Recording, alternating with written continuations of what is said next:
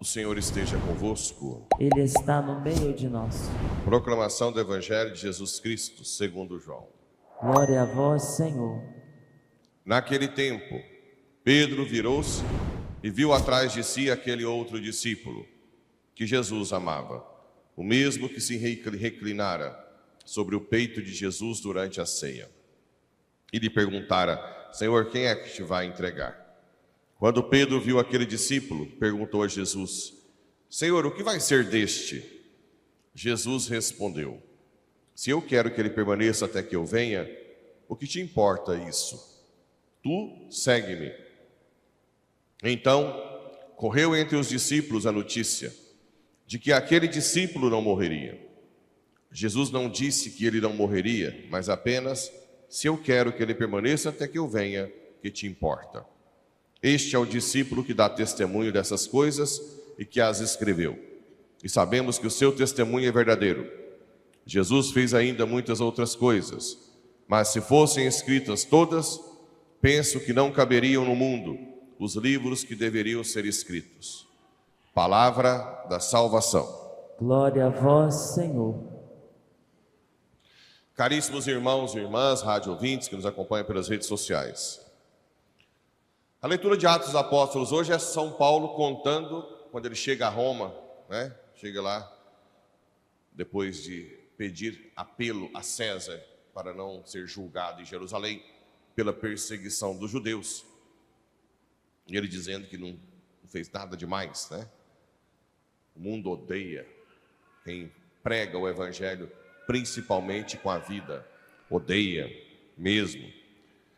Mas aqui interessante é que mesmo quando Paulo foi para Roma e ficou na casa lá com um soldado, ele atendia as pessoas, ele levava o povo à conversão. Ele não ficava aterrorizado, retraído, ele continuava a sua missão, independente do que está acontecendo. Com certeza isso também é fruto tanto do dom da fortaleza, quanto da virtude da fortaleza. Por isso que é importante a gente estar preparado, para a gente não recuar com as dificuldades e provações.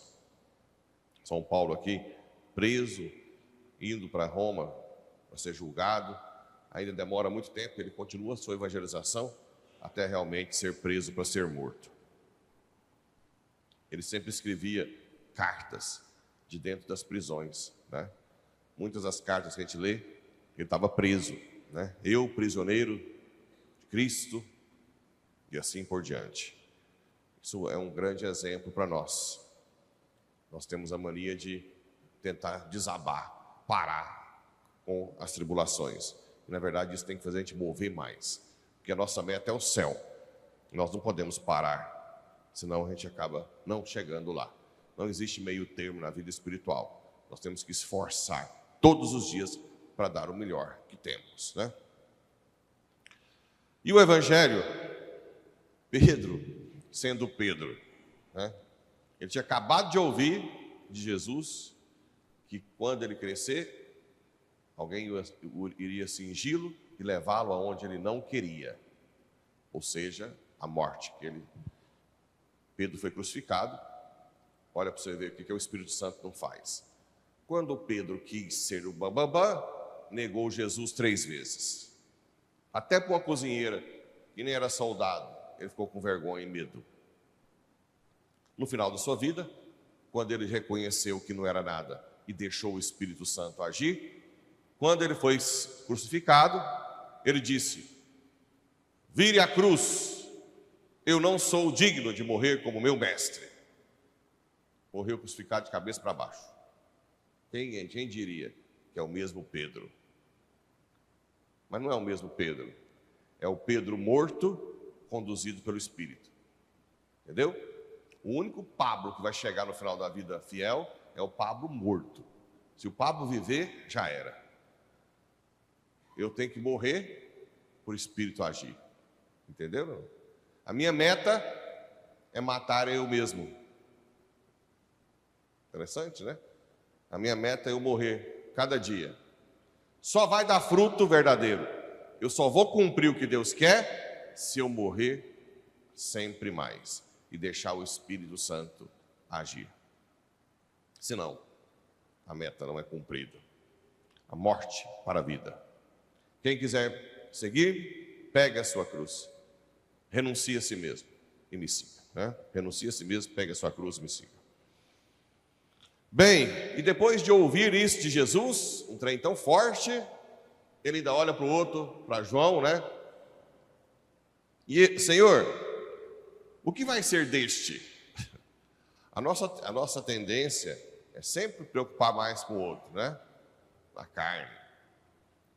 Você pega uma missão, mas e o fulano vai fazer o quê, hein? Chamou ciclano? E aquele outro? O padre chamou aquele lá para ir para tal lugar, chamou eu. Tá? Quando você tem uma missão, preocupe-se com a sua missão. A resposta de Jesus é: se eu quero que ele permaneça até que eu venha, o que te importa? Segue-me. Em toda missão que você assumir, foca em Jesus, foca em Cristo, e não preocupar, perder tempo e energia. O que o outro está fazendo? Se o outro foi chamado? Por que o outro tem um cargo que parece que é maior? Não existe cargo maior ou menor na igreja. Existe o serviço.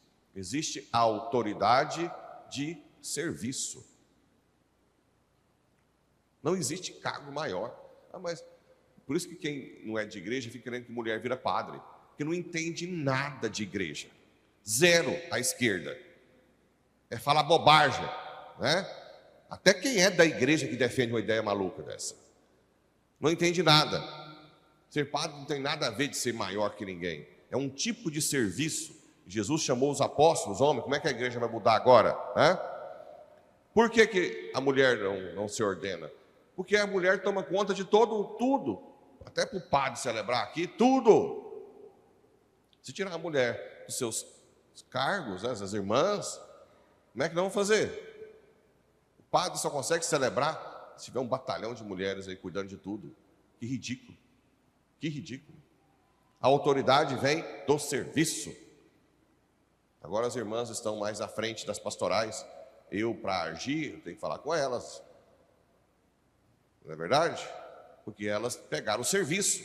Então a autoridade está na mão delas. Então, agora não é... Quando vocês assumem um evento, eu obedeço quem assumiu, dos leigos. Eles chegam em mim: padre, o seu horário é tal hora. Não é? Não é assim que funciona ou não? Tal hora é tal coisa. Quem está dando a ordem? Quem serve. Eu tenho que adequar. Para eu não ser submisso, eu tenho que assumir todo o evento. Eu não tenho condição. Então, quem assume o evento, quem está servindo, tem autoridade. É ou não é? Claro que é. Quem serve é que tem autoridade. Sempre é assim na igreja. Claro que tem gente que centraliza tudo, e abafa os outros, e dá piti, tem de tudo. Mas o fato é esse: o serviço na igreja te dá autoridade. O serviço na igreja. Então correu a notícia entre os discípulos de que ele não morreria. A tradição diz que São João morreu com 94 anos de morte natural. É um dos poucos que morreu de morte natural. Tem uma outra conversa de que ele foi exilado na ilha de Pátimos e depois foi assassinado pelos judeus. Mas não é garantido que aconteceu isso. Tudo indica que ele morreu de morte natural. Por isso que no dia de São João eu não visto vermelho, né? O vermelho de São João é o amor, porque dizem que ele morreu dizendo: amai-vos uns aos outros. Imagina, adivinha quem que mandou jogar um raio na Samaria? João, Tiago. Senhor, manda um raio para acabar com esse povo, quando não deixou eles passar pela Samaria. Lembra disso? Ou não? Agora João morreu, amai-vos. Espero que eu morra assim, né? Amai-vos. Imagina, quando eu estiver velhinho, vocês me visitarem e eu tiver só um doce, né? Oh, ama, ama todo mundo, né? Quem dera se eu me converter igual o João, tirar toda a cólera. Ame o Papa, seus bispos, ama com todo o amor do mundo. Que gracinha. O João, quando mandou jogar o raio, era João. Quando ele morreu dizendo amai-vos uns aos outros, era o puro espírito. João estava morto para si, né? Gente, eu tenho que perguntar. Jesus fala que lá no céu ninguém vai perguntar mais nada, mas tem que perguntar se esses mosquitinhos eram importantes, né? Mesmo. Se foi ele que criou. Se ele criou, o capeta domou. Alguma coisa fez. Mas tá certo. A gente tem que passar por esse mundo com os incômodos.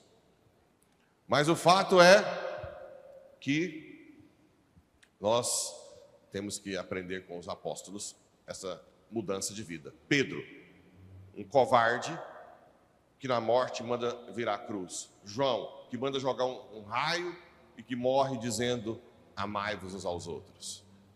E nós? Como é que nós somos hoje? E nós vamos morrer que gente? Já viu aqueles velhos rabugentos que morre rabugento? Que ninguém aguenta nem tomar conta? Eu já vi, eu fui dar unção de enfermo de gente, tudo quanto é jeito. Tá o velho lá, acamado, a mulher vai lá, ai padre, bate na gente, até para comer. Eu deixava sem comer, padre. Se você bater de novo, vai ficar sem comer. O que é isso? Gente, vocês têm que ficar velho, nós temos que ficar velho, bonzinho. Levanta a bundinha, levanta. Põe talquinho.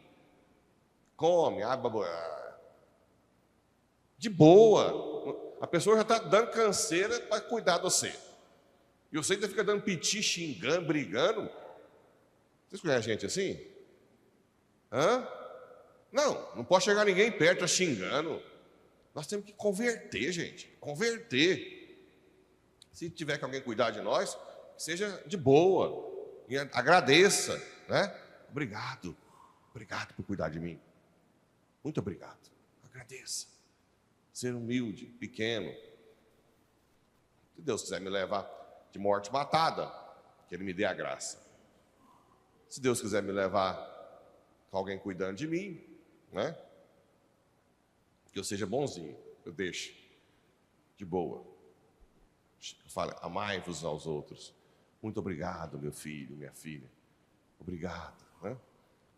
Por que não? Basta morrer, deixar o Espírito agir. O Espírito Santo que os batizandos vão receber hoje. Entendeu, batizandos? Então, a coisa mais bonita que vocês vão ver hoje, morram e deixem o Espírito Santo agir.